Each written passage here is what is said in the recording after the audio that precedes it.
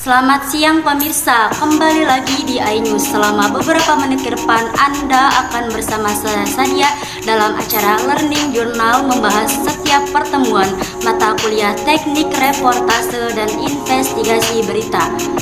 Pada hari ini, pertemuan ke-6, tepatnya di hari Senin tanggal 2 Oktober tahun 2023, di mana pada minggu ini seperti biasa kelas KPI 5C melakukan presentasi yang membahas mengenai sejarah jurnalisme, tahapan-tahapan yang ada di dalam jurnalisme investigasi, perbedaan antara jurnalisme investigasi dengan jurnalisme lainnya, dan yang terakhir kelompok 3 membahas tentang prinsip-prinsip dasar jurnalisme investigasi. Pada presentasi kali ini, kelompok ketiga yang memimpin jalannya diskusi memulai diskusi pada hari Senin tanggal 2 Oktober tahun 2023 di jam 8:15 menit. Pembahasan pertama yang dibahas oleh kelompok 3 yaitu mengenai sejarah jurnalisme investigasi. Jurnalisme investigasi mempunyai jejak yang berbeda-beda di setiap negara.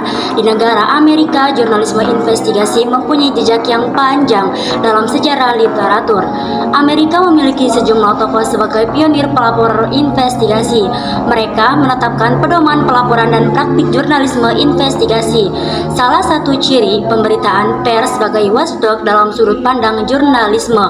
Sementara itu, di Asia, Filipina merupakan negara yang pertama kali memiliki organisasi yang konsen pada liputan investigasi. Organisasi tersebut bernama Philippine Center for Investigative Journalism pada 1989 yang didirikan oleh sekelompok wartawan muda. Sejarah jurnalisme investigasi di Indonesia. Peliputan jurnalisme investigasi di Indonesia mulai mengemuka pada tahun 1990-an. Nah, di Indonesia sendiri kurang jelas sejak kapan liputan investigasi mulai populer. Namun, setidaknya ada beberapa majalah yang ekspirasi pada tahun 1990-an menggunakan kata investigasi dalam liputan mereka. Di mingguan tajuk yang didirikan pada 1996 memposisikan dirinya majalah berita, investigasi dan entertainment. Begitu pula majalah Tempo yang menambahkan satu rubrik investigasi ketika terbit kembali 6 Oktober tahun 1998. Akan tetapi, hal yang dinilai sebagai investigasi yang mungkin paling terkenal di Indonesia adalah liputan harian Indonesia Raya dalam jurnalisme. Sedangkan dalam jurnalisme investigasi versi Indonesia, berita investigatif dapat dilihat dari sejumlah laporan Tempo dalam majalah berita yang menanamkan investigasi. Pada salah satu rubriknya, Tempo melakukan liputan investigatif yang dikerjakan dalam sebuah tim. Mereka melakukan proses pencarian data dan narasumber yang sangat banyak dan laporan-laporan. Materi selanjutnya yaitu tahapan yang ada di dalam jurnalisme investigasi. Tanpa membeda-bedakan jenis medianya, baik cetak, radio maupun televisi, setelah menentukan topik dan menakar bobot isunya, maka garis besar perencanaan dalam sebuah proyek investigasi adalah yang pertama membentuk tim. Tim investigasi tidak berarti harus banyak orang. Semua bergantung pada kompleksitas kasus yang sedang ditangani. Namun, meski kasusnya terlihat sederhana, kadang tetap dibutuhkan lebih dari satu kepala. Sehandal apapun seorang jurnalis tetap membutuhkan orang lain baik formal maupun informal, setidaknya sebagai partner diskusi. Yang kedua yaitu riset dan observasi awal. Riset dalam investigasi biasanya dipahami sebagai fase yang harus dilakukan sebelum turun ke lapangan, tetapi ada kalanya riset juga bisa menjadi inti dari action investigasi itu sendiri. Yang selanjutnya yaitu menentukan angle dan hipotesis.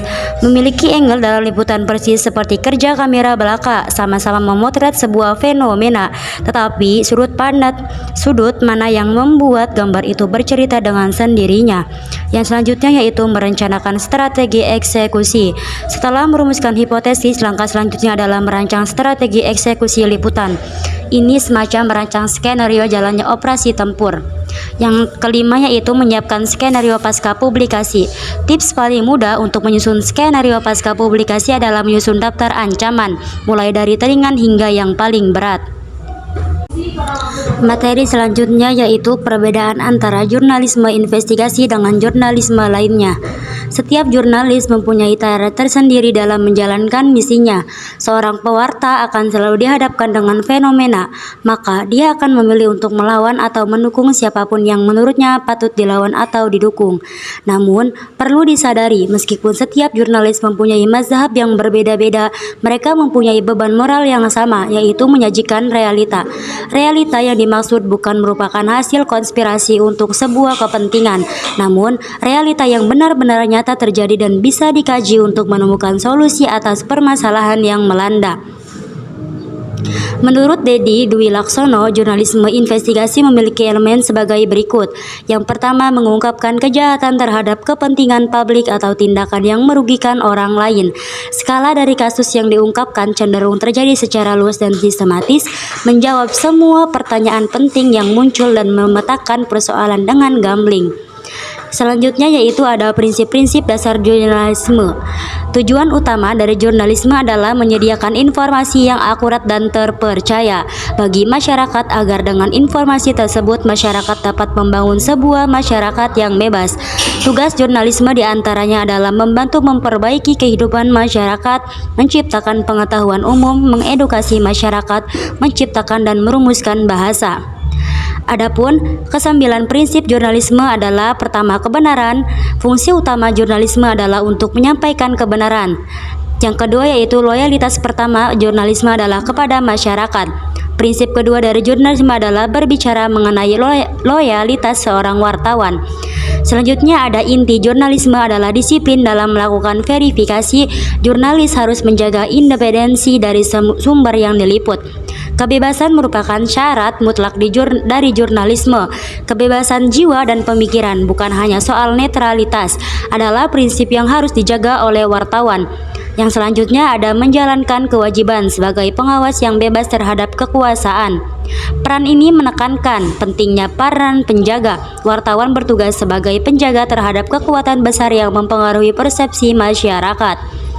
Selanjutnya, jurnalisme harus menyediakan forum untuk kritik, komentar publik, dan berkompromi. Berjuang untuk membuat hal yang penting menjadi menarik dan relevan, wartawan harus menjaga agar berita proporsional dengan komprehensif. Selanjutnya ada prinsip-prinsip dasar jurnalisme investigasi. Agar investigasi dapat dijalankan dengan baik, maka investigator harus memenuhi prinsip-prinsip investigatif report, antara lain sistematis, logis, objektif, legal, ilmiah, efektif, jaringan, kompeten, kerahasiaan, dan yang terakhir yaitu independen. Kurang lebih seperti itu materi yang disampaikan oleh kelompok 3 pada pertemuan kali ini. Saya Sadia pamit undur diri.